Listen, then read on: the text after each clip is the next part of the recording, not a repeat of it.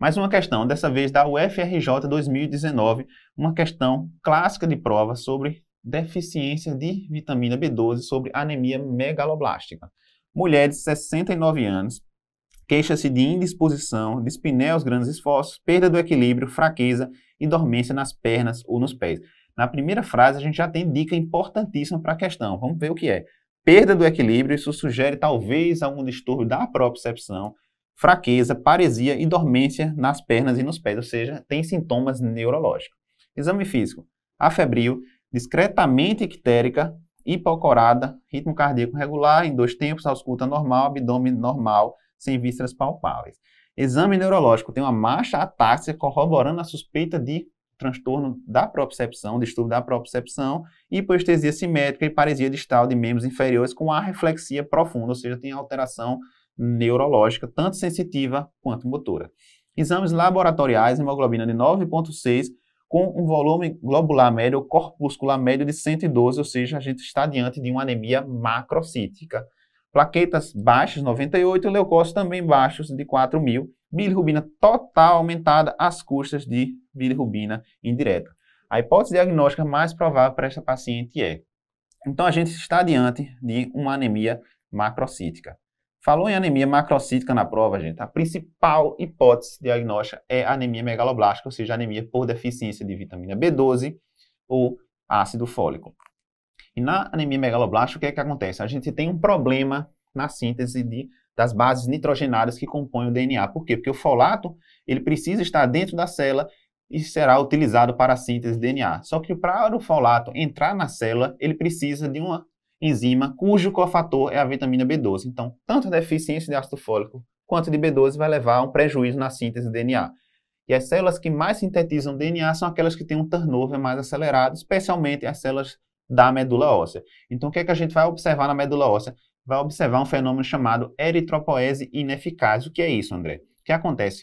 O citoplasma ele se prepara para a divisão celular, ele cresce, porém o núcleo não consegue acompanhar esse processo porque não há uma síntese adequada do DNA. Então, o que é que a gente observa? A gente observa a formação de megalo, ou seja, de células grandes, blastos, células jovens. Então, a gente observa células jovens da medula óssea, chamada blasto, que ficam grandes, que ficam megálicas. E o que acontece lá na medula óssea? Os macrófagos responsáveis pela limpeza, pela seleção das células adequadas que serão liberadas para a circulação periférica, identifica esses megaloblásticos como células alteradas e acaba destruindo na própria medula óssea. Então, a destruição dos precursores de plaquetas, os precursores de leucócitos e dos precursores de hemácias na própria medula óssea, no processo chamado eritropoese ineficaz, e essa destruição celular dentro da medula óssea é que vai levar a um aumento de bilirrubina indireta, vai levar também a um aumento de DHL, que são observados mais comumente na anemia hemolítica, que é uma anemia hiperproliferativa, cursa com aumento de reticulócitos.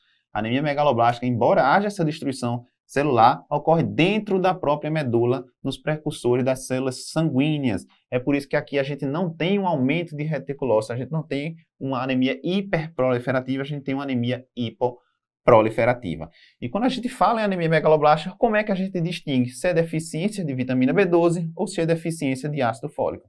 Vamos ver aqui os aspectos da deficiência de vitamina B12. A anemia ela é macrocítica, isso aqui é comum à deficiência de ácido fólico. O VCM está maior do que 110 ou 120. Quando maior do que 120, é praticamente patognomônico de anemia megaloblástica.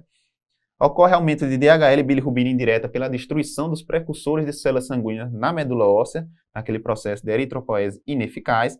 A gente observa macrovalócitos, ou seja, são no esfregaço de sangue periférico, na hematoscopia, a presença de macrovalócitos, tá certo? De células ovais e grandes. Isso é quase patognomônico de anemia megaloblástica.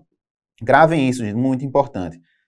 Aumento de ácido metilmalônico e homocisteína. A homocisteína aumenta tanto na deficiência de B12 quanto de ácido fólico, mas apenas na deficiência de vitamina B12 a gente encontra aumento do ácido metilmalônico. O esfregaço de sangue periférico, o achado mais clássico, tá certo? O achado que define o diagnóstico de anemia megaloblástica é a presença de neutrófilos plurissegmentados, ou seja, neutrófilos com núcleos hiperlobulados. Por quê? Porque o núcleo não consegue se dividir, então ele fica hiperlobulado. A gente só encontra isso nos neutrófilos, por quê? Porque tanto hemácia quanto plaqueta não tem núcleo. Então a gente vai observar esses neutrófilos plurissegmentados, vai observar os núcleos hiperlobulados apenas nos neutrófilos. Ocorre pancitopenia, como a gente viu aqui no enunciado, por quê? Porque é a destruição de todos os precursores de células sanguíneas na medula óssea, então cai tudo no sangue.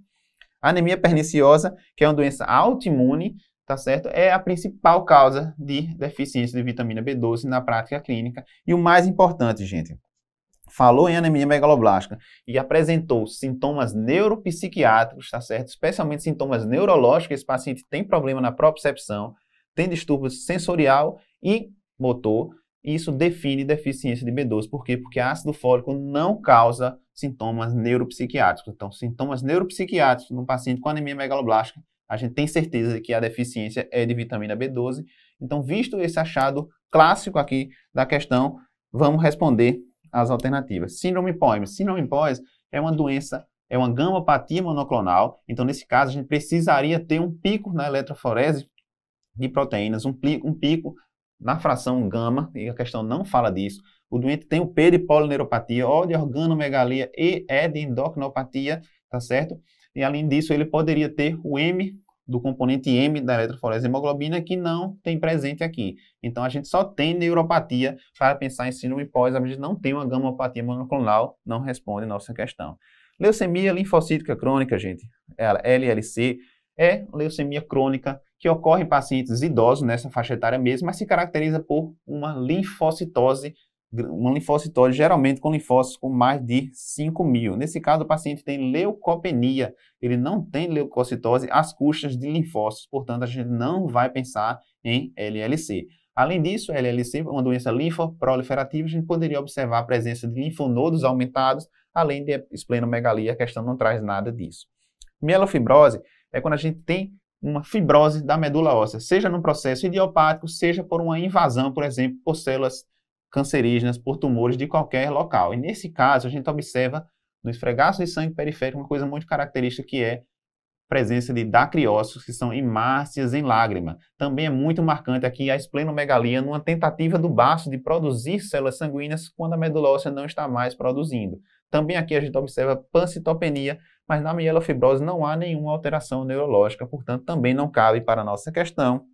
E a resposta é letra D, deficiência de vitamina B12.